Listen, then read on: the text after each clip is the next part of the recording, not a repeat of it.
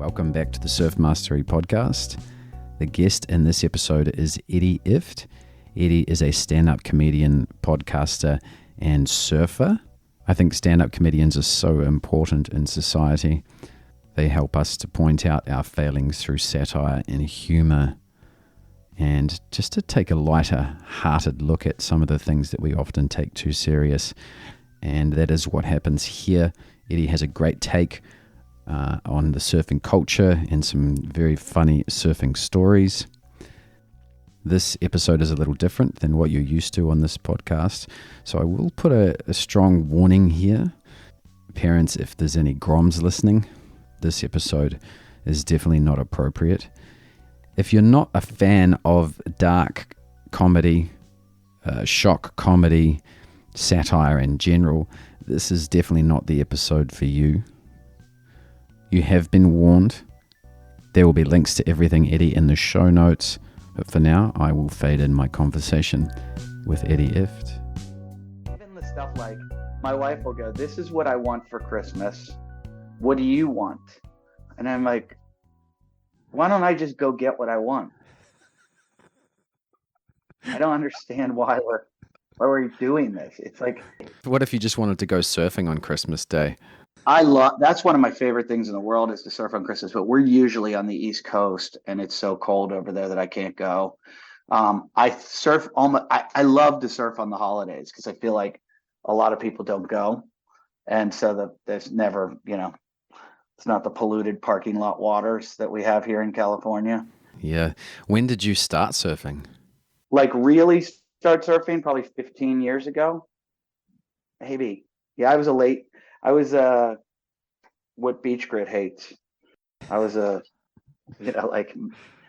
I was always like an ocean guy. Like I grew up like in the ocean. I was an ocean lifeguard for years, and I would surf a little bit. Like I'd take out like the rescue boards and ride waves, and there just was no surf in New Jersey unless you were there in the winter or during a hurricane. So it just like seemed futile. I'm like, why do people own surfboards here? This is ridiculous. There's no waves. And then I found like you have to really like hunt for them, and you can find them. They're really good in New Jersey if you know where to look at the right times. But I would just go out and ride these 1 foot waves on a giant longboard. Then I moved to California. I was living in New York doing stand-up comedy for 10 years. And I was just partying all night long and sleeping until noon. And I was like, I got to get out of here. And I was like, I'm going to move to LA and I'm going to start surfing and I'm just going to like get back. Like I've always been an outdoorsy kind of person. I was a skier.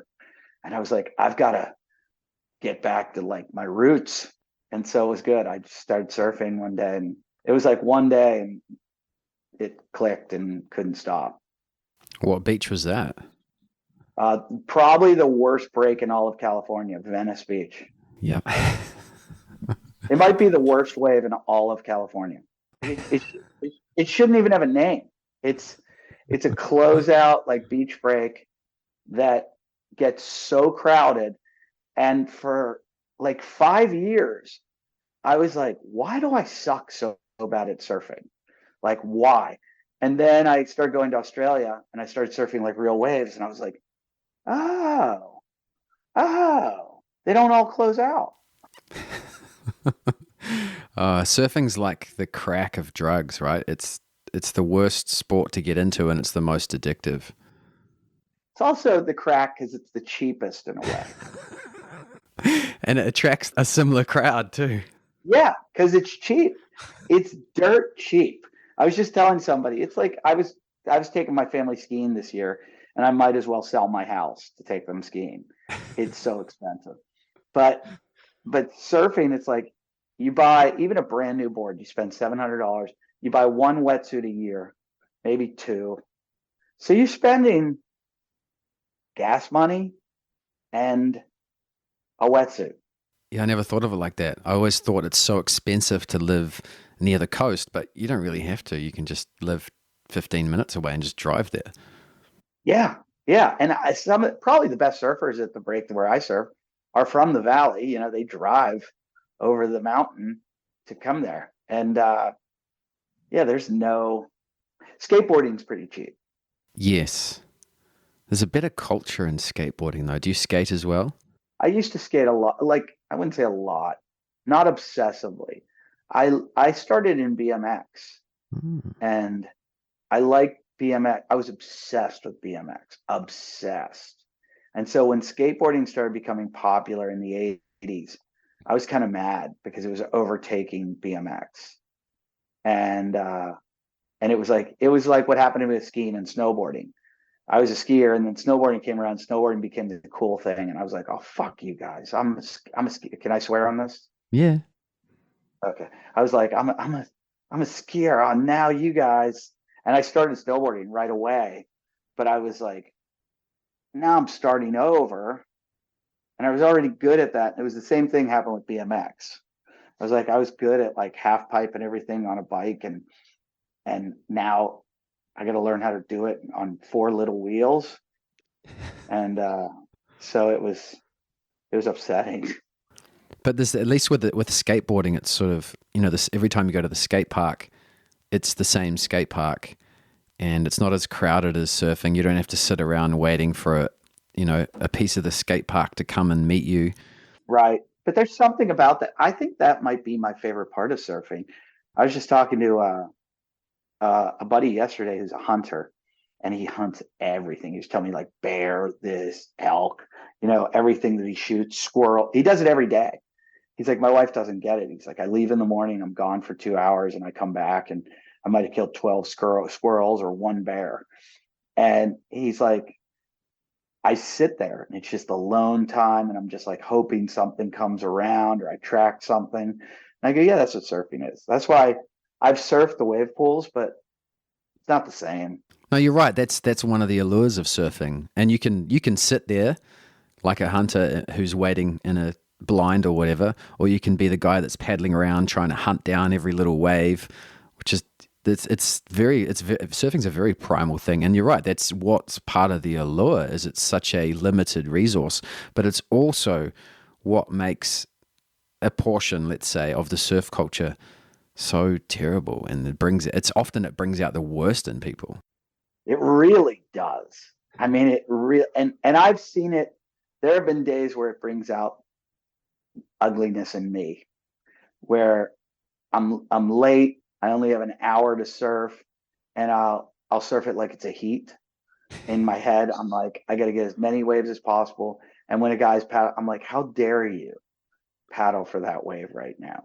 Like, who do you think you are? And I'm like, who do I think I am? Like, how dare I act like this over a wave of water? Like, what is wrong with me? And I get mad at myself if I ever do it, because I'm usually the laid back one that's like, go ahead, it's all yours. Like I'm not going to fight you for it. Like, but every once in a while, it's usually if I'm in a bad mood. So I just figure when those guys are like that, they're just in a bad mood, and I feel sorry for them. Yeah. Yeah, well, often they're really nice guys in the car park, but as soon as a wave comes, they don't even want to look at you, let alone be friendly. I went surfing with a guy. I'm sorry to say he was Australian, and he befriended me. He's like, hey man, he became like my best friend. We actually went not best friend, but he was like buddy buddy. We went and did the California double where you snowboard and surf in the same day. And so we went surfing in the morning, I believe. Or, yeah, we went surfing in the morning, and then we drove out to go snowboarding. He was like my best friend, but he snaked me on every single wave. And and I and I kept thinking, like, has anybody ever talked to him? Like, does he I have a friend's wife who does it too. She does it to all of us. And we're like, no one says it. Like I want to like scream at her just because it's like so often. If it was one time, no big deal. Two times, it's like every wave. And I'm like, how do you live with yourself? Yeah, that often they're just not even aware with it. It's like, the thing is, if no one says anything, then of course they're just going to keep doing it. Yeah, but tell me if I'm wrong. When you're out in the lineup and you look around, you kind of judge people, and you watch people surf a wave. And if they miss one, you're like, no more chances for you. Oh yeah. And you're like, you're now on my list of guys that I don't get out of the way for. You're now in my way. Oh And yeah. then you start to, so I will say this, and women will hate this. I look at a woman out there 9 times out of 10, and I'm just being like, I'm, I'm, uh, I'm being, what generalizing and stereotyping, but I'm going to go, there's a good chance that this girl is not a good surfer. I mean, you can also look at the factors involved, what kind of board she's riding, what her wetsuit is. There's ways to distinguish. It's like, I've always said white people, black people. When people go, "Oh, you're prejudiced" or whatever, it's like if I saw a black guy wearing a Harvard sweatshirt walking to me, I'm not going to be afraid of him. But if he has his pants hanging around his ass crack and he's got a do rag on and he's got gold teeth, I might be scared.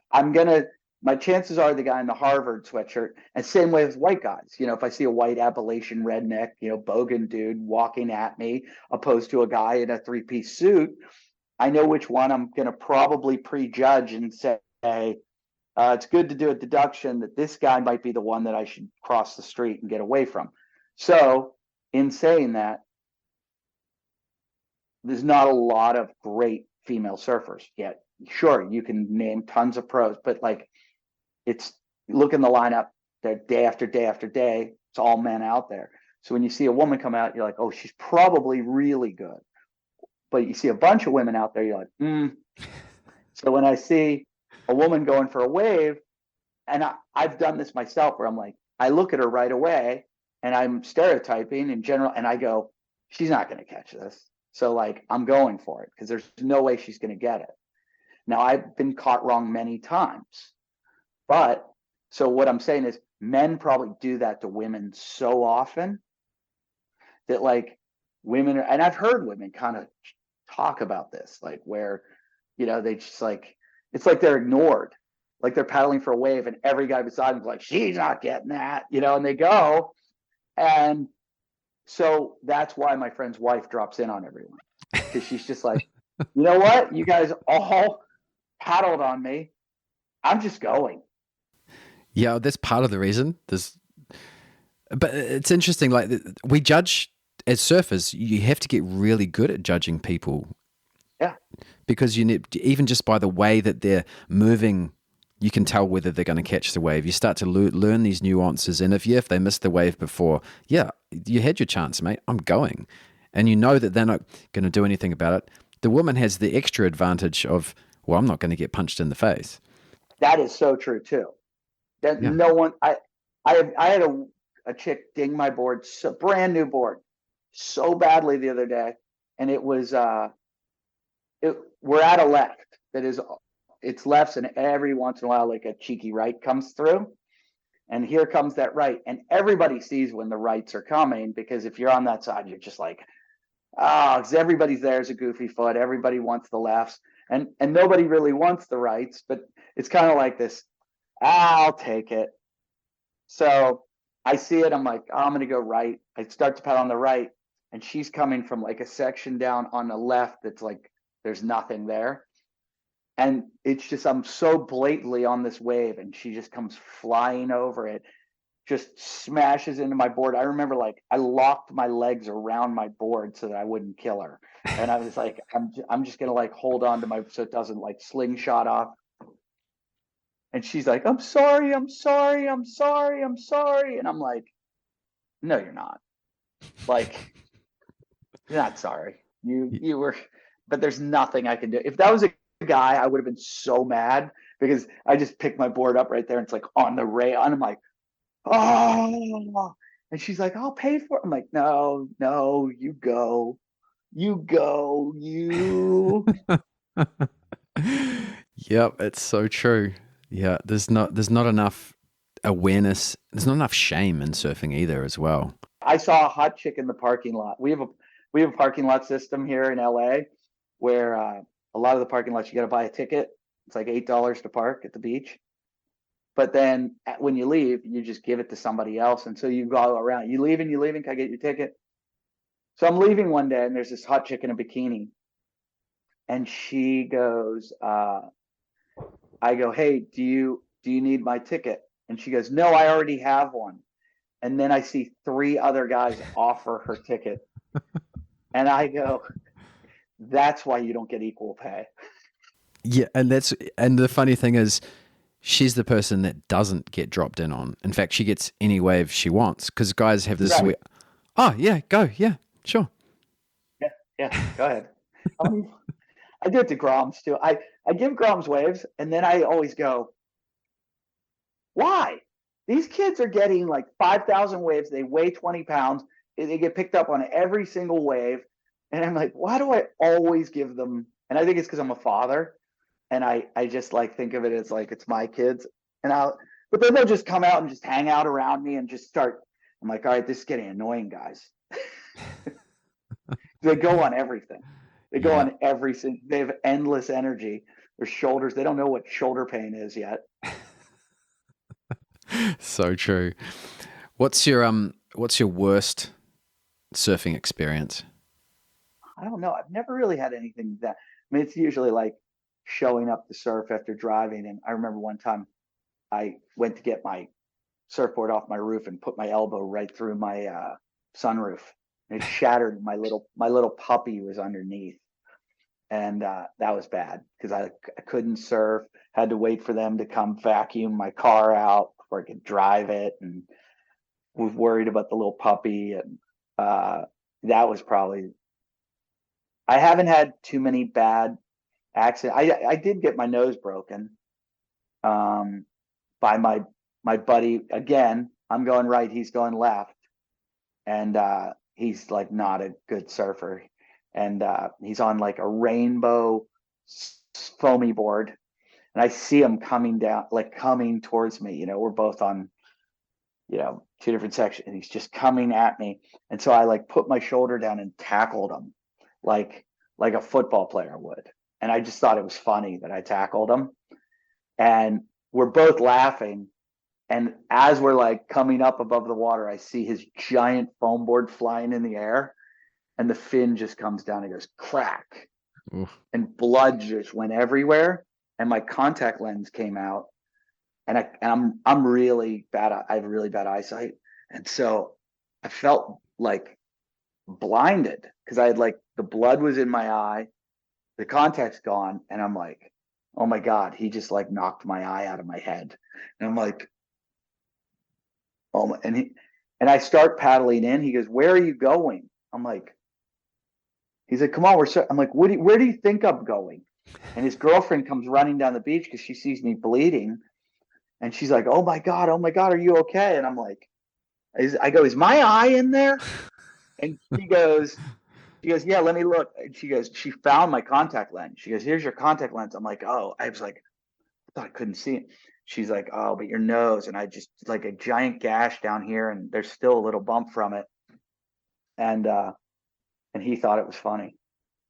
Okay, that would probably be the worst. I hit the bottom hard one day, really high.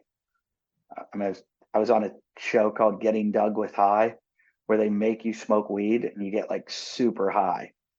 And I don't really smoke a lot of pot, and I wanted to like get it to wear off. It like wasn't going away. I was so high.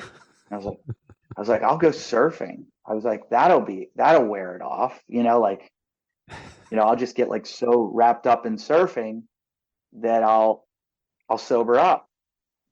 And I remembered like every time I'd wipe out, I'm like, just enjoy the wipeout. Just like take it and just go with the flow. And I remember just getting like thrown off the board, and rather than like try to swim out of it or break, I just went like, and all of a sudden I went bam, and my head just went off the bottom of the ocean. And I was like, I got to get out of here. Like, this is dangerous. There's a good lesson. So was that with? Is that a comedian, Doug? Yeah, Doug Benson. Yeah, it's a funny show. Getting Doug with High. When has it? Is it still going? Yeah, he's on Patreon now though. It used to be a big show. I mean, it was a big deal to do, and I did it with Tommy Chong. I've done it a number of times. Now I really don't like to smoke weed, but he thinks I'm really funny when I'm high because I freak out a lot. And so he's like, come on the show. And I'm like, oh, so I can freak out for you. Hmm. So how long have you been doing comedy? I mean, first of all, man, I'm a huge fan of your Oh, thank comedy, you. Appreciate it. and so glad that you agreed to do the show. But when did you start? When did you get into comedy, and what inspired you to? 27 years ago, I was living in Pittsburgh with my parents going, this is life. I was like, I want to kill myself. I wasn't suicidal, but I was like, I was just depressed that after college, this was the rest of my life. I was like, so I'm going to do what my dad does and live where my dad and mom do. And I'm going to go to work every day. And it just wasn't enough. It was like, oh, this is so like, I thought there was going to be more to life. And, uh, and I didn't know how to get out. Like wasn't a good student. It's not like the opportunities were knocking down the doors, or knocking. Like I wasn't. No one wanted me. There was not one person was like, "Hey, you should come work with me," or "Hey, I got a great idea for you." It was just like my dad sold insurance. He's like, "Yeah, put your suit on, come to work," and I was like, "Wow." And one day I used to like go make girls laugh in bars and stuff and just try to be goofy. And my buddy was even funnier than me, like way funnier. And he was like a waste of life. Like he was doing nothing. He wasn't even working for his dad. He was like collecting quarters to go, get gas money. And he's like, I said, "You're really funny. You should go do stand up comedy." And he was like, "Oh, I don't know how to do that." So I called the comedy club, and they're like, "Yeah, you got to get 5 minutes of material. Come down, do an open mic." So I was like, "Here, do 5 minutes." So he started telling me his jokes, and they were terrible. I was like, "Here, I'll write them for you." So I started writing the jokes, and I was like, "These are pretty good." And then I was like trying them out in bars on girls and making them laugh. And so I kept pushing him to do it, and he wouldn't do it. So I called the comedy club, and they're like, "Yeah, you got to get on this open mic." So I got on the open mic, I did it, and the rest was history. Huh. It was like, I told my dad, I sat my dad down. It was like he thought I was coming out of the closet. I was like, "Dad, I have something to tell you." I sat him down. I was like, "We got to have a talk." He's like, "Okay." I was like, "There's something you don't know about me." And he was like, "Huh?" And I'm like, I've been moonlighting at night doing stand-up comedy. And he's like, "Huh?" I'm like, "Yeah, I do stand-up comedy. I'm a comedian." And he's like, oh. And I'm like, "What?" He's like, "This is what you have to tell me." And I'm like, "Yeah." He's like, "You want to be a comedian?" And I was like, "Yeah, I want to be a comedian." And he's like, "Oh my God." He goes, "I thought you were telling me you were gay." And I was like, "No, I'm a comedian." And he's like, oh. And I'm like, "I think you'd rather I was gay." And he's like, "I think I'd rather that." He was just so embarrassed that I was going to be a comedian. And he was, because my dad's like very serious. And he was like, "So what you're going to do?" I'm like, "Yep." And he was like, "Sure you don't like guys?" Sounds like it was actually pretty funny. Yeah. Yeah. Where are you? What part of Australia? I'm in the best part of Australia called New Zealand. Oh, you're New Zealand. Yeah. I should have known that accent. Can't believe I didn't decipher that. Yeah, I have a pretty mellow accent. I actually lived in Australia for a while, lived in America for ages, lived in Malibu most recently, and just have returned back to New Zealand. So So what part of New Zealand? I'm in a place called Hawke's Bay. Oh, I know Hawke's Bay. Yeah, oh yeah. You surfed Tiawonga? I don't think so. I toured all over. I think I've been to New Zealand 3 or 4 times. Nice. And I used to do that comedy festival in Auckland. Yeah, And I would mostly surf Piha. yeah. I'm very angry that I never got to surf Raglan because I'm a goofy foot and it just looks like it'd be my place. Put it on the bucket list. Yeah, it pretty much is. I mean, I remember we were doing this tour and I was going to try to break away from the tour because I was in a van with like 5 other comedians and I was like, I told my promoter and my agent, I was like, I'm just going to rent a car so that I can shoot off like or leave early. And 'cause we were going to New Plymouth Yep. and then down somewhere else. And I was like, I think I can get to Raglan and I'd like to just go surf and then meet them at the show. And the promoter was like, my agent was like, dude, kind of the reason they want you on this tour is like for the camaraderie and the like you're in the van with the New Zealand comics. And I was like, oh, but I want to surf. Do you follow the Raglan Surf Report? Yeah, that dude's funny. He's good.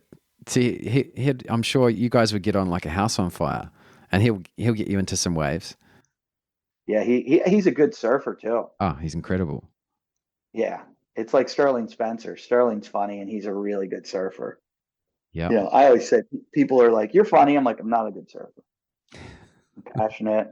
You know, every once in a while I can hit the lip and make a nice turn, but I don't know. I've mastered not mastered, but like other sports that I got into from BMX to skiing to it was like boom, I got it. You know, like surfing, struggle. It was hard. I finally feel like I got it. Like and I think it just took years of understanding and I would have thought from being an ocean lifeguard that I'd understand the wave, but it's like, no, I finally am starting to think I understand it. It's a hard sport. Because the medium's always different. Whereas tennis, there's always the tennis court's always the same. But surfing, it's probably more like comedy, right? The crowd's always different. So you got to adjust your material for the crowd. I do a lot of analogies I have a lot of surfers on my podcast, and the only way I can relate to them is by saying, in comedy we do this, because I can't say, oh yeah, I've been thrown under jaws 30 feet where I didn't think I was going to get to the surface, but I have performed, in in the middle of Harlem where the entire audience is booing me, where I think I can't breathe. Yeah. I'm sorry. Where'd you live in Malibu? I was in Point Doom. Oh, nice. I know. Nice. Yeah, I got to surf. They had a key to Little Doom. Was surfing Little Doom. What? Yeah. How'd you work that out? Oh, I married someone who was reasonably successful in business. Nice. Yeah. That's one of my spots. I surf there a lot. Yeah. You got someone who has got a key? Yeah, I got a bunch of buddies up there. And which wave did you like to surf there? Oh, I would always take quite a big board out and just paddle around everywhere, just because it's such a strange wave. Sometimes, depending on the tide, it would break here or on the outside or the inside. I was down there every day. I'm surprised, and that was only a year and a half ago, 2 years ago. So I'm surprised I never saw you down there. Yeah. Yeah. Did you ever see Daniel Tosh down there? No. He surfs there a lot. Yeah, I remember seeing Chris Martin all the time, Neil Strauss all the time, Laird Hamilton was always out. Yeah, I'd see Neil, and I've surfed with Neil. Mike D's down there. I've seen Laird out when I'm at Johnny Knoxville. Yep. Who else have I seen down there? My buddy's was a pro baseball player, pretty good one too, like MVP, and he surfs with us down there. And one day I was there. It was me, him. We saw Johnny Knoxville, and I was talking to John. We have like mutual friends, so we're talking. And Laird comes by on his like foil board, and the one guy with us goes to me. He goes, "This is just weird." He's like, "I'm not going to lie to you." He's like, "If I told my friends at home that I'm surfing with like a professional comedian, a professional baseball player, Laird Hamilton comes by, Johnny, they'd be like, yeah, whatever, man." It's a strange scene down there, man. It really is. I didn't know Chris Martin surfs. Yeah. Yeah. I know he lives up there. I know I've seen Anthony Kiedis and Ed Norton, and a lot of guys down in that area. The best wave is Big Doom when it's firing. Oh yeah. Yeah. That's gnarly. That gets gnarly too. Right up, especially right up on the point, up against the rocks. That'll sort the men out from the boys. That's a good wave. Oh yeah. Like when it's, and I don't like it that much because I'm a goofy foot. But if that was going left, I'd be in heaven. Heaven. Like I would like that way better than even like third point, third, second, first. Like that wave. That's when people talk about the best wave in Malibu. I'm like, you might be right there on a good swell. Where do you usually surf? I don't like to say it, but You don't have to. it's already overcrowded. You might be able to figure it out. I'm a goofy foot. Oh yeah. Okay. Yeah. Yep. It gets good there. Yeah, I already deal with all of them. So yeah. And they all know who I am. So I have to keep my mouth shut. Yeah. I never really surfed there because I'm not a goofy foot, and I had a little doom key, so that's probably why we never really bumped into each other. If I had that key, I don't think I would ever. I'd learn to go right. There is actually a little left there too, but Which one? that comes off outers. Yeah, I've taken that, but you end up in the rocks. Yeah, you get used to that. Yeah, I've taken that left. Yeah, outers is pretty good. Oh, it gets once you learn the wave and the tides and stuff, you can get good wave, and then of course the fluctuation of the crowd and stuff. You know what it's like being a local somewhere. You learn when to go. Did you have a golf cart? No, that was missing actually.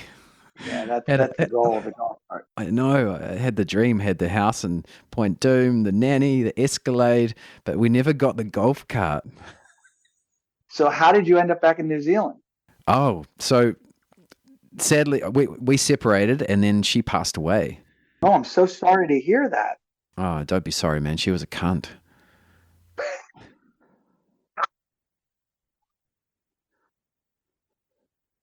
All right, I got you to laugh. That was one of my goals. Can I clip that and put that on my Instagram? That's the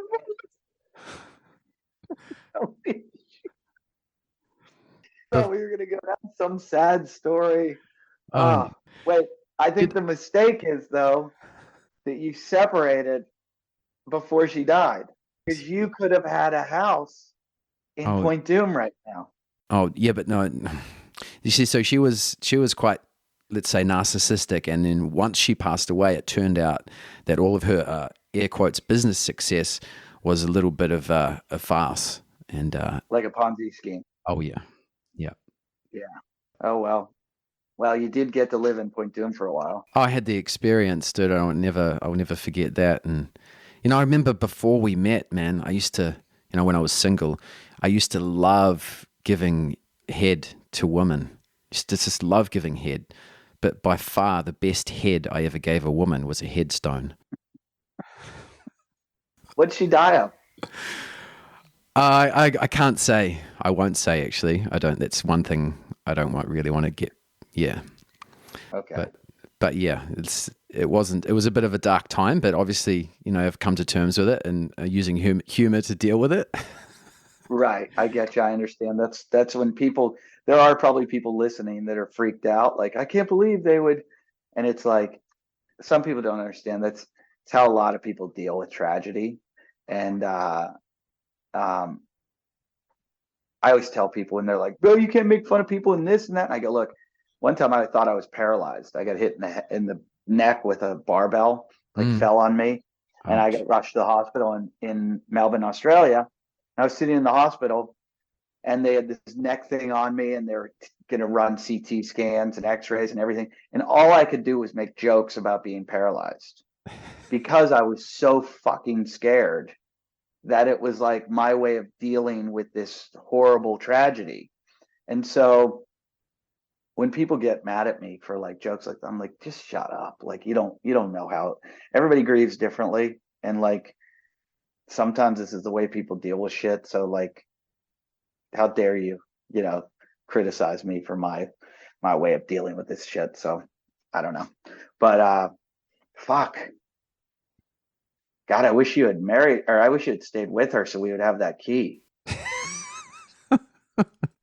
No, we were actually technically still married. So if everything had been hunky-dory, in the business, I still would have had the key. But you know, when everything was in her name too, because we were both New Zealanders. So when she left, we lost our visas to be in the country. So I had to bring the kids back home to New Zealand. I had no choice in the matter. So yeah, Where'd you send your kids to school? they were just at Point Malibu. two Elementary. Yeah, yep, yeah, great Yeah. school. Yeah. All the schools up there are great. It's Yeah. not very good in the diversity department, but Or the discipline department. yeah. Or I'm so worried about my kids going to like Malibu High, where the kids are like, "Hey, I got my dad's jet for the weekend. Oh, Anybody want to fly to Aspen? You know, Mom, Dad, can I go to Aspen with my friends? No, you can't." yeah, there was a lot. That's one of the negative parts of the culture around there for sure. There's a lot of spoiled brat stuff going on. I'll tell you a good surfing story. I was at Third Point one day and I'm paddling for a wave and I see a guy's got it. He's coming down and I was paddling really hard for it and I was just about to take it. I see him out of the corner of my eye and I just, just push back off, let him get it. He paddles out and he starts screaming, "Stay the fuck off my waves." And I'm like, and he's like probably like 18 years old or something. And he's like screaming it over and over again. And he's like a little skinny dude, like tell little rich kid from Malibu. And he doesn't stop. He keeps yelling about it. So I just paddled the nose of my board over the nose of his board so that my face is like this far from his face. And I go, "Shut the fuck up." And he goes, "What?" I go, "You're ruining everyone's day by yelling. Shut the fuck up." And he goes, "You fucked up my wave, man." I go, "I didn't fuck up your wave. I got off your wave and I have news for you. It's not yours." And he goes, "I'm a fucking regular here or something." And I was like, Third Point? Like that's like saying you're a regular at Bondi Beach in Australia. I'm like, "No, you're not." Because I'm here all the time. I don't see you there. Secondly, I was like, "Just shut the fuck up." So I so calmly said it that he was like kind of scared. And I went to like move and he like went like this, like he thought I was going to punch him. And I had no intentions of ever hitting him. But he like gets off his board and he lifts his board up like this to like keep me away from him because he's like thinks I'm going to hit him. And the wind takes his board and it just goes wham right in his face. And I kind of giggle and he goes, "You hit me. You hit me." And I go, Fuck. "I didn't hit you." And he goes, "Everybody saw it. You hit me. You hit me. He hit me." And I go, "I didn't fucking hit you." And I go, "Stop being such a fucking little spoiled brat. Shut the fuck up." And so he's like, "But you hit me." So he paddles over like to get away from me. He's like, "I'm just out here trying to surf with my girlfriend." And then he hits. And there's a guy like not even surfing like that I knew, but he was surfing around me. And I go, "Betcha he leaves." And I'm like, because I see waves coming, he's not paddling for anything. And I go, "Betcha he leaves." And like maybe like 2 or 3 waves later, I see him. He doesn't even try to ride a wave in. He just starts paddling in. So I see him paddling in, and I'm like, "Oh, what a pussy," like. And he paddles in, and I see him like take his leash strap off and start storming over to a lifeguard. And I go to the guy beside me, I go, "He's telling on me." he's, he's telling on me. This kid's like, so, third, second, first, I'm like, and I've got on a green like wetsuit top. And I'm like, fuck, I kind of stand out here. Like he can point and the guy, and I see him, he's pointing. And so I'm like, should I take this stop off? So I paddle down to Second Point and I just start surfing there a little bit. Then I paddle down to First Point and I'm parked up at Third Point. And then I get out, I ride a wave, I get out of the water and I walk all the way around On the back. to my, and I have a buddy, it's a lifeguard, and I call him, I go, "Hey dude, this guy just, blah, blah, blah." And he's like, "Well," I go, "I didn't hit him. I swear I didn't hit him. But he goes, did you say anything? I go, I might have threatened him a little. And he goes, well, that's assault. And I go, really? He goes, yeah. He goes, dude, don't mess with those little Malibu kids because they're all spoiled brats and they all call the cops all the time. And I'm like, but I didn't do anything. He's like, yeah, but it doesn't matter. They're going to call the cops on you. And the cops are going to come down and his dad's somebody. You know, your surfboard just hit Steven Spielberg's kid in the face. You're getting in trouble. And I go, oh yeah. He goes, don't fuck with those little kids. He goes, they get everything they want. And I was like, Yeah. oh, I want to kill them all. So what did anything happen from that, or you get away with it? No. I got away with it. I mean, I sneaked out of there. There was no way. Did you see the thing that just happened in Malibu? It made like national, or it was like global news. Do you mean about a month ago with this board bashing? Yeah. Oh yeah. That was crazy. Yeah, someone lost the plot. You just can't get away with that nowadays with CCTV. And I was just talking to a guy over in Hawaii who's a Dahui guy. And he's like, you'd get your face broken if you surfed out at V-Land. He's like, now he goes, you should see how many kooks are out there. He's like, it's crazy because everybody's got a camera. yeah. And he's like, you're not getting away with anything. Yep. That's why I always say when guys like yell and scream out in the water, I'm like, what are you gonna do? What are you gonna do? Like, you just sound like, honestly, like a Karen, because you can't do anything about it. Like, I'd have more respect for you if you went over and punched the guy out. Like, I'm not advocating violence or anything, but what I'm saying is like that yelling and screaming that you do is worse than hitting someone, because it's like, it's so, you can't do anything. So you're just like a little bitch out there. And I had it happening. It's a big funny story among like all my friends, because I didn't know this guy, but he knows everyone I know. And I paddle out one day, I just get to third point, and I don't usually surf there. And I'm hunting for lefts, and I see this guy get up, and I'm like, and I'm paddling out. He's coming into the wave, and I just go, I'm going to go to my right because no one takes lefts there. You know, it's a right. And so I paddle to my right so that I'm not in his way. He goes left on his wave, so I'm in his way now. So he like falls off his board and he starts like screaming.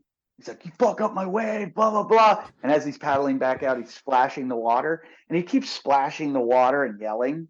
And he's not like looking at me, but it's obviously me. He's like, what the fuck? Fucking kooks out here, blah, blah, blah. And I go, excuse me? And he goes, fucking, I go, do you have something to say? And he goes, yeah, you fucking ruined my wave. I go, you weren't going to get that. And he goes, what the fuck? He starts yelling at me, and he goes, who are you? Just show up, Johnny come lately, Mr. Johnny come lately. That's what I'm going to call you, Mr. Johnny come lately. And I go, you know what I'm going to call you? The nicknamer. That's who you are. You're the nicknamer. You give everyone their nicknames. And he goes, what the fuck? He goes, you know what else they call me? Also known as the Drowner. I'm the Drowner. And I go, so you're a murderer? I go, you murder people? And he just like paddles away. So I don't realize he goes and tells one of my really close friends, who's my neighbor, he tells him the story. And I get out of the water, I run into my friend. I'm like, what's up? And I'm like, I just got into it with some dude. He goes, yeah, I just heard my buddy, blah, blah, blah, got in a fight with some dude too out there. And I go, it's just an argument. And he goes, yeah. And we're telling our stories. He goes, oh, yeah, it was you. And I go, you know the Drowner? And he's like, he told me this story a totally different way. And I was like, yeah, it's always seen the perspective of people. Yeah. My favorite thing, I swear to God, is probably more fun than dealing with a heckler, is when somebody starts chirping on me in the water. I like, I've been doing stand-up comedy 27 years. I know how to like look at you and analyze you and find every single thing that you're possibly insecure about, and Oh. then elevate it to the point where I can make the lineup start laughing. I got a guy so bad one day that I thought he was going to drown himself in the ocean. I was making so much fun of him. He had an earring. He had stickers on his board, and I was asking him what tour he was on. I was like, I told him that his daughter called. He had like a flashy wetsuit, like like green and yellow wetsuit, and I was like, your daughter called. She needs her wetsuit back, and I was like, and I go, I don't know who's sponsoring you or what tour you're on, but I think they're losing money. And I was like, and I kept making fun of his earrings and his gold chain. Like he had a gold chain. And he goes to me, I'm a local. And I go, oh, it's a long drive back to that trailer park in Calabasas. And he goes, trailer park, I'm a multimillionaire. And I go, and he said something like, and he was an older guy. And he's like, bro, I'm a local. You want me to get the rest of the locals down here? And I was like, oh, no, you better hurry. Nursing home visiting hours are getting late. And everybody's just laughing. He was getting so mad. He got out of the water and he was like yelling at me. He's like, I'm getting my boys. You're fucking done. Blah, blah, blah. So he paddles out of, and this is a county line. And he paddles out of the water. And my wife and my baby at the time are on the beach. And I start to think, oh, maybe this guy looked a bit methy. What if he goes and gets a bunch of guys and county line, some guys that hang out there, scummy. Mm-hmm. And I'm like, oh fuck, I might get, like I might have a group of them convert. This isn't gonna be good. So I get out of the water and I pick up my baby. I'm like, they won't beat up a guy with a baby. So my wife goes,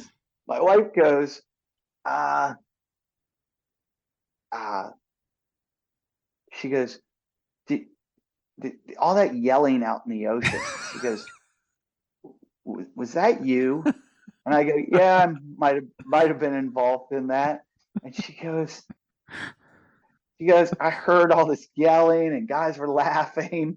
She goes, I was like, oh, is that him? And I go, yeah, maybe might have gotten into a little altercation out there with a dude. Surf crowd Yeah. work. Oh, I love it. I don't think there's a more fun. My favorite thing to do is say you're not going to do anything. And then my buddy, I came home the day I got in the altercation with the drowner, and he goes, yeah, I just got in a fight with a guy. He goes, I told a guy, I was like, dude, I'm going to come over there and I'm going to punch you in the fucking face right now. And I go, why? You're not going to do that. Like, why would you say that? And he's like, I'm like, my friend's like really wealthy. I go, you'll get sued so badly.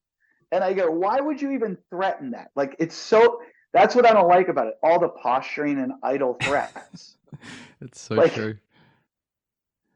No one's ever going to do anything. Everyone's just yelling at each other and acting like fake tough because they know they can't do anything, because there's not only do you have a camera on a board or somebody's wearing a GoPro on their forehead, but Surfline's got cameras on every lifeguard shack, and it's just not happening.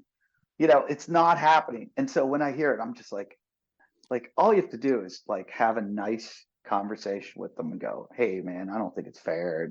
You should get a waterproof microphone, and it's a great idea for a podcast. Surf crowd work. I would love it. I saw a guy, these are like friends of mine too, so I shouldn't talk shit, but a friend of mine, his friend started yelling at a guy for dropping in on the other friend. Like he was standing up for his friend. He goes, hey man, that was shitty.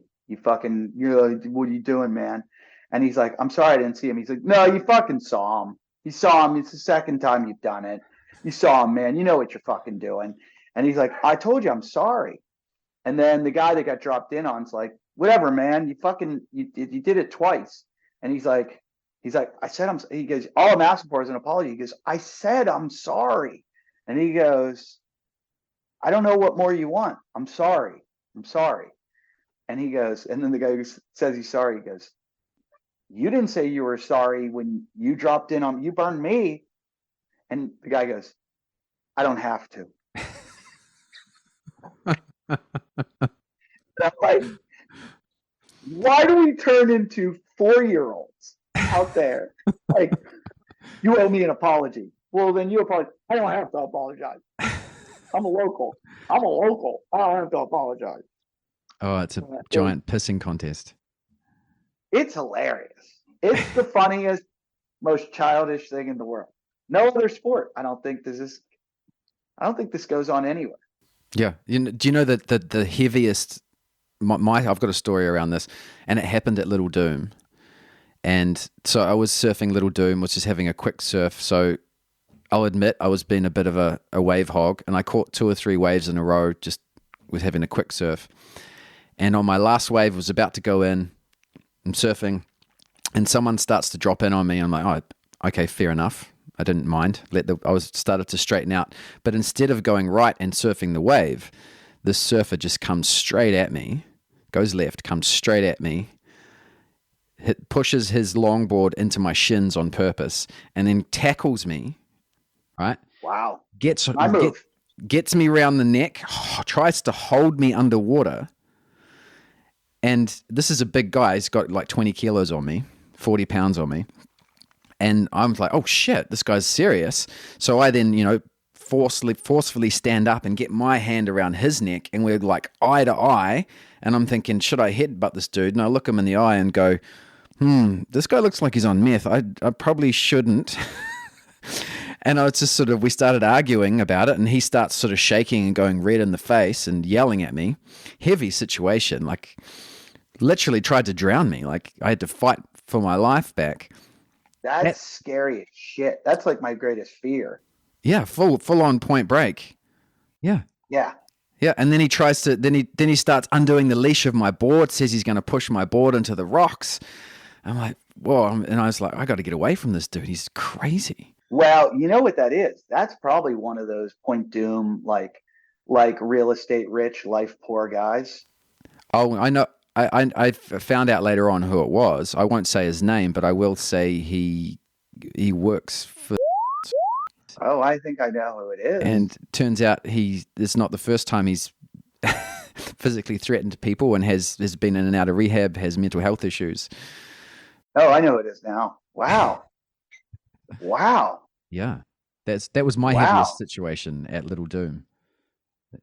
Out of all places around, I've surfed around the world, some crazy gnarly places, and then the bougiest place in the world, that's when my gnarliest run-in happens. Well, that's because that's where most of the entitlement is. Exactly. But I was in Maroubra down in Sydney, eastern suburb where the Bra Boys are from. And my buddy always used to like to surf there. Like if it like certain swell, he's like, let's go. I was always like, I don't want to surf there. I don't want to get, like there. You don't want to be dropping in on someone there and get in trouble with like a bra boy, so I was like, I just would rather. He's like, no, everyone's so cool down there, blah, blah, blah. So I'm surfing one day, and there's 2 Brazilians out there, and the guy's got cauliflower ears that look like a head of cauliflower on each ear. And every wave I paddled for, he paddled for, if he was in, no matter what side he was on of me. And he would it was a competition between the 2 of us. And I was like, I don't know why we can't spread out. Why, I kept going away, and he kept coming near me. And I was like, why does this guy, literally, he made it a thing. And so when I would paddle for waves, he would get so close beside me that his arm would go over my arm, and he would grab my arm. And I was like, I'm okay. And at one point I just looked at him and I go, do you want me to leave? I was like, because I'll go home. I don't have to be here. I can go to other waves. You're aggressively it was like we were in a contest and it was the end of the heat, and he was shadowing me, and I was like, excuse me, sir, do you want me to go home? Because it was like, he was like, you cannot get a wave here today. I was like, okay, I'll stop trying. This cauliflower here, Did I'm you not get a going at it with response? that dude. No, I don't even think he spoke English. I think he only spoke Portuguese. And my buddy's like, what happened? You weren't getting any waves. I'm like, that guy didn't want me to. He decided I wasn't allowed to surf there today. My friend's like, Oh, I was just like, surfing. yeah, it's hilarious. That's Yeah. the funny people that don't surf don't know this part of it. Like my wife, sometimes I'll come home, she'll be like, how was it? And I'm like, it was terrible. She'll go, what do you mean? I'll be like, I didn't get any waves. And she'll be like, what do you mean you didn't get any waves? I'm like, I didn't get any waves. How did you not get any waves? I'm like, you don't get it. Yeah. It is a funny culture. Yeah. What's so overcrowded? Oh. Is New Zealand crowded? Yeah, but there are parts, unlike California, where there's people everywhere. In New Zealand, you can drive for an hour up the coast and find no one out of the major cities. So we are Yeah, blessed with that's what I that. found in Australia too. Yeah. Yeah. The good waves are crowded in New Zealand. Yeah, it's crowded and there's entitlement and there's the same shit as everywhere else, man. Right. But yeah, you can drive and get uncrowded waves here. My buddy's got a house, a farm over there. And he keeps telling me to come over. I think he went, what day is today?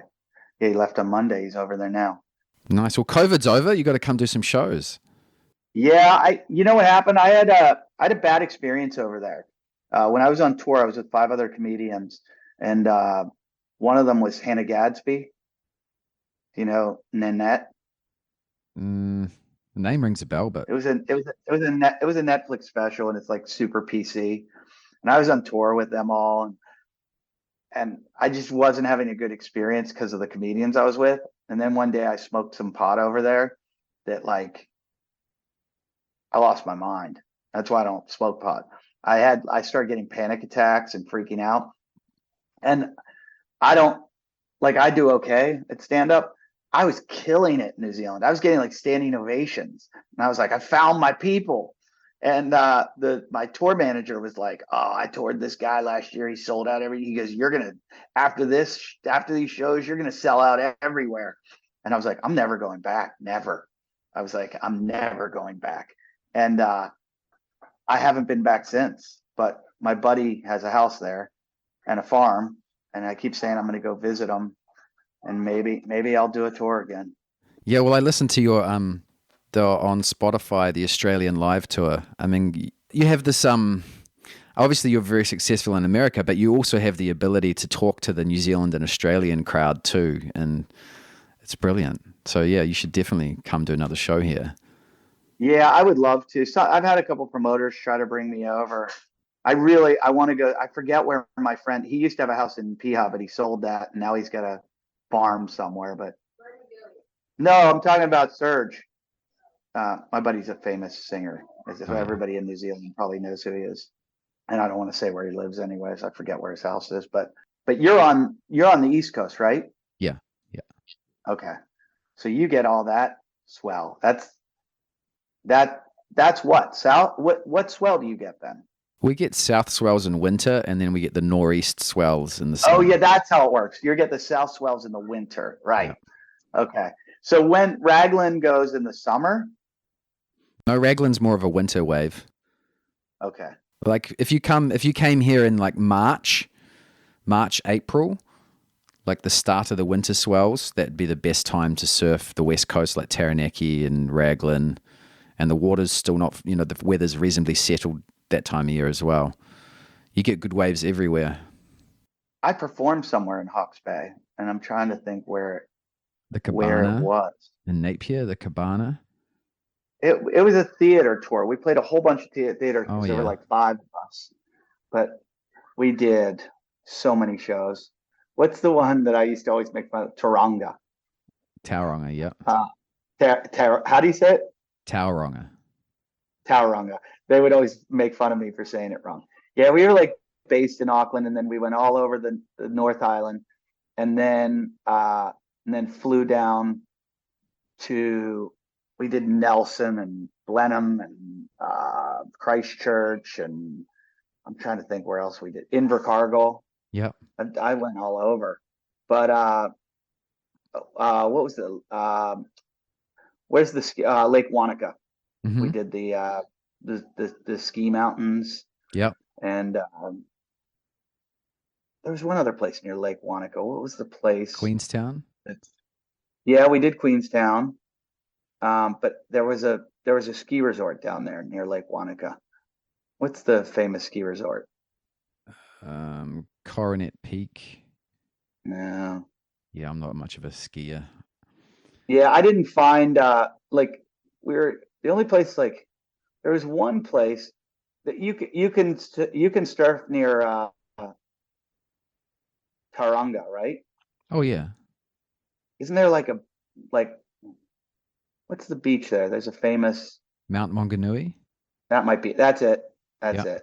That's where I was going to surf and I didn't. Yeah, no, we get great waves here in New Zealand. It's very seasonal though. Yeah. Oh yeah. I mean, I loved even Piha, which people don't think is a very good wave. I loved it. It's because people don't want others to know that Piha gets good. Oh, really? Yeah, it also gets pretty wild too, that stretch of coast.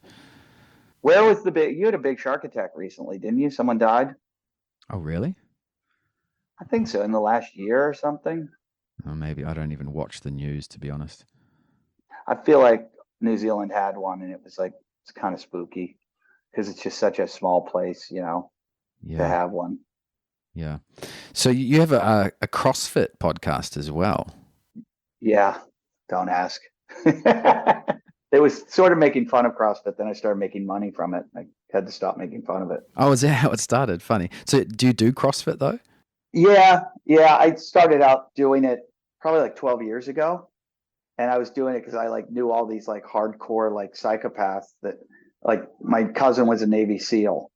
And I was like, what do you do to work out? Because I don't want to be big. Being big is detrimental to everything I want to do. And I was like, so I want to be strong and fast. And he was like, do this workout. So I started doing this thing called SEAL Fit. I was doing their workouts. And then some days the guy wouldn't program a workout. And he would say, just go to CrossFit.com and do their workout. And so after a while, I was like, well, what's this CrossFit page? And I went to that and I'm like, let's just start doing it. I started doing it on my own and on my own. Then my buddy one day was like, they have a gym where they do that. So I went to the gym and I was like, oh, all these guys are badasses. And then the next thing you know, all the soccer moms showed up. And then it was like, they were all about, let's have a party and let's all do this and let's all buy matching socks. And I was like, I can't be part of this.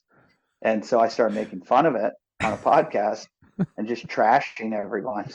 And I'd go to these events and guys are like, dude, did you fucking say that about me? And I'm like, I was joking, dude. And I'm like, what are you going to do? You're going to out box jump me or do some burpees? And I remember I was on Joe Rogan's show once and I was talking about CrossFit and Rogan goes, why do you do that? I'm like, I don't know. I feel like, working out. I'm trying to be a badass. And Rogan's like, let me tell you something. He goes, you take your top CrossFitter from your gym and I'll take my worst jiu-jitsu person from my gym. And he goes, I guarantee you my guy kicks your guy's ass. And I was like, you're so right. This is just a waste of time. So I've been doing it for 12 years. Keeps me in shape though. Yeah, no, there's plenty of good things about CrossFit. I got my level ones, and that's my background as a personal trainer and stuff. So yeah, it depends on the coach, right? It depends on who's running the gym. It's yep, totally. But is it big in New Zealand? It's big everywhere I go. But CrossFit's reasonably sized in New Zealand. Yeah. It's a global phenomenon. But that's where Les Mills is from. Ah, yeah, touche. You know about Les Mills? Oh, yeah. It's the aerobics coach. Les Mills, that dude's a genius. He figured out how to make money with the certifications. Mm-hmm. What a genius. Yeah. So I did listen to a few episodes of the wadcast, and you did you went on the carnivore diet for a bit, or are you still doing it, or? Well, I did it through McDonald's though. Yeah, I heard that. Tell us the I ate story. McDonald's for 30 days, 30 days straight of McDonald's only. And we were trying to prove Supersize Me wrong. That you can, like, because Supersize Me, it's like, McDonald's will kill you, it'll kill you, it'll kill you. And it's like, no, you'll kill you. Like all the people that go to McDonald's, don't blame McDonald's, blame yourself. Because I went to McDonald's for 30 days. I ate every meal there. My inflammation went down. My HB1AC, which is your blood glucose, which is indicator of diabetes, that went down. My cholesterol levels all maintained, which I have good cholesterol. It all stayed the same. And I lost 11 pounds. I lost 5 pounds of fat, and I gained 3 pounds of muscle. Okay, what was your strategy though? Were you drinking the big drinks and eating the buns? No. I drank unsweetened tea. I drank water, and I never ate the buns. And I ate burgers, chicken, and fish, and take the bun off every time. A little bit of cheese, and every once in a while before a workout, I'd have a chocolate milk. Okay, That was it. Sometimes a French fry or hash brown. And mornings I'd have like the sausage McMuffin with egg, and I would take off the bun. I'd have 2 of those. It proves that, like, as bad as that food is, that's still better for you than if you went into the best grocery store and ate that shit in the middle of the store that's all processed. touche. It's full of sugar. Yeah. Sugar is just, it was a pure indictment on sugar. Like, if you have your choice between a totally organic crackers or a burger patty from McDonald's, the burger patty from McDonald's is your better bet. Yeah, that high fat, high protein, high sodium diet is the way. Yeah. And it's not like everybody talks about caloric restriction, but there's a lot more to it. Oh yeah. Because it's a lot about it's like maintaining protein and maintaining muscle mass. You're not doing that with carbohydrates. You're doing that with you need your protein. So I was eating about 1.5 pounds of protein a day. Is any of that stuck? Like, do you continue any of those habits? I pretty much went from that to I went from that to eating the same way, but with like grass-fed meat and added vegetables and salads and stuff like that. But the one thing that affected me was the sodium. The sodium was missing then. And so I had to, like, not just salt my food, but I take, like, I supplement with sodium, potassium, magnesium every day, like heavy. Like I probably do at least 3,000 milligrams of sodium a day. Yep. Because I'm not getting it in my food. When I was eating McDonald's, I was getting it. Yeah, of course. Yeah. You know, when you start cutting out all that processed food, you'd be surprised how much electrolytes and sodium you got to replace other ways. I was cramping like crazy. It was like I'd like extend my arm and my whole arm would cramp up. I'd be like, what the fuck is that? And I was calling my nutritionist and he's like, dude, sodium. I'm like, no. He's like, more. And I'm like, this sounds dangerous. And he's like, nope, trust me. He's like, what's dangerous is you cramping up and you not having your electrolytes and you dehydrating. Yeah, I've been I started the carnivore diet 2 years ago. Yeah, I haven't eaten a vegetable in over 2 years. Oh no, that's not true. There was this one girl in a wheelchair. But you think that cauliflower has a bad aftertaste? Try a human flower that's been sitting in a diaper for 4 hours. But yeah, no, once I cut vegetables out and went on the carnivore diet, I've never felt better, man. People said, how'd you feel? I go, incredible. And they're like, come on. I'm like, they're like, how are your shits? I go, fine. And they go, but you didn't energy? I go, amazing. Like higher than ever before. Yeah. And it worked. There was not one complaint while I was getting creeped out by how well I felt. I was like, I'm eating McDonald's every day and I feel really good. Yep. The thing was, I would buy a bunch of food in the morning and I would have it in my refrigerator. I always had food. I always knew what I could eat. I could eat it and not like worry about, can I eat this or what? It took away all the anxiety of choice. So it was like, oh, just shovel this down. And it was so satiating. Like I always thought that I'd have to eat more. And then I'd eat like 2 sausage McMuffins with egg in the morning. And I'd be like, I'm going to need to have more food than that. I'm basically eating 2 patties, 2 eggs, 2 slices of cheese. That's not enough food. Like I need potatoes. I need this. I need that. And I'd eat the two and I'd be like, I'm full. I'm Yep. full. And I know that I had over 30 grams of protein there. And I'm like, I, I got, I got my proteins. What's going to happen now? So the only thing was if I need to work out, I would have like a chocolate milk if I was going to do a hard workout. Yeah. But That's a big do you CrossFit eat thing. fruit? Do Chocolate you milk. do you eat fruit? Yeah, I do eat fruit. Yep. Fruit and honey. So you're doing the Paul Saladino. Yeah. I follow him. Yep. Yeah, yeah. I don't know if all these people. I think it's all theoretic. They all are trying to make money at the end of the day. But I've heard this one working for a lot of people. Yeah, I mean, Paul's got a lot of science behind what he does, but the thing is also there is an element of individuality. Sure.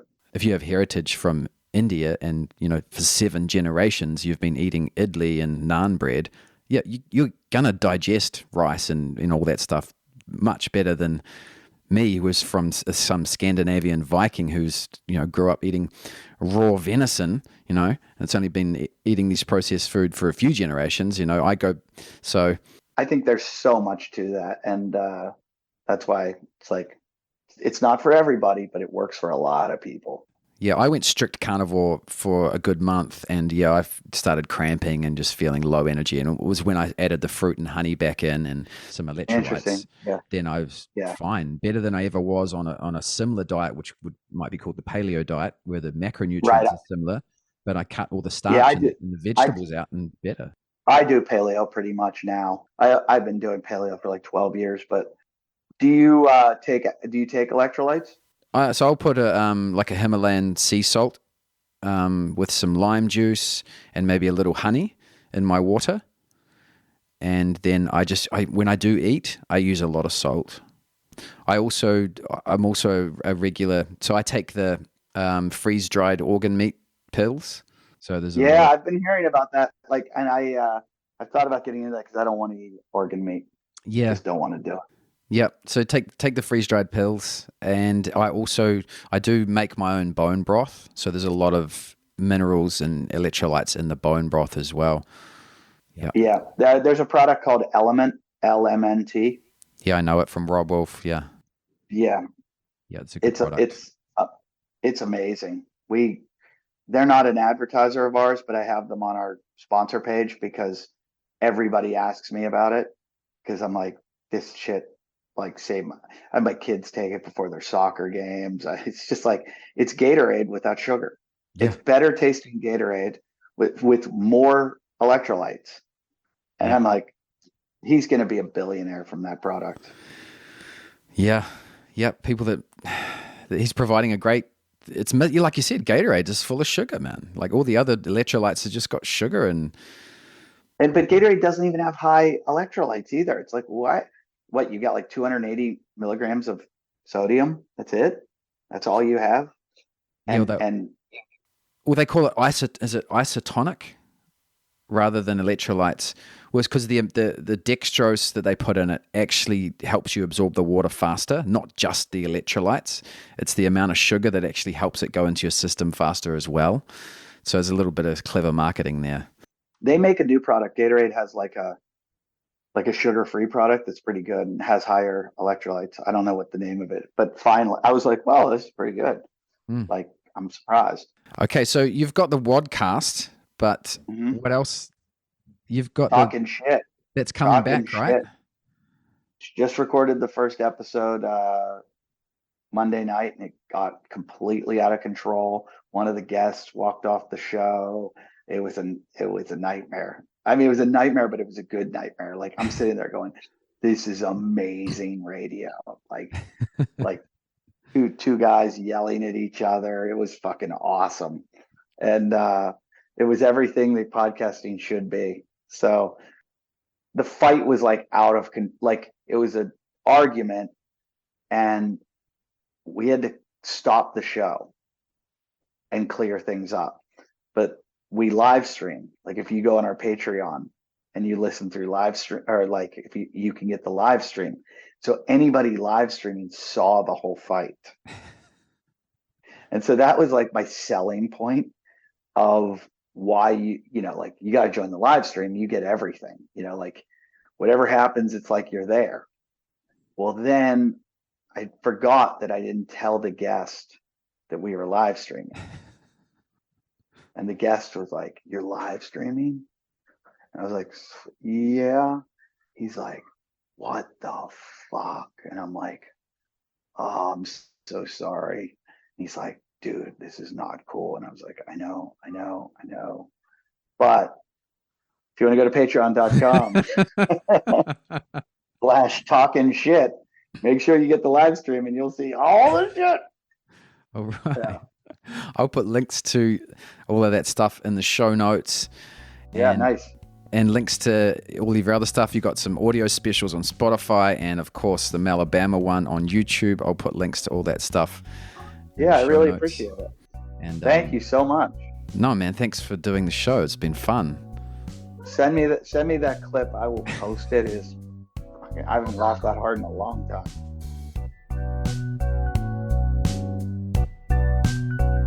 Thank you for tuning into the show.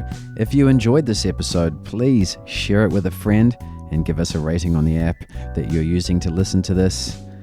Make sure you give Eddie a follow on Instagram @Eddie Ifft, and of course check out his other podcasts and stand-up comedy work. Until next time, keep surfing.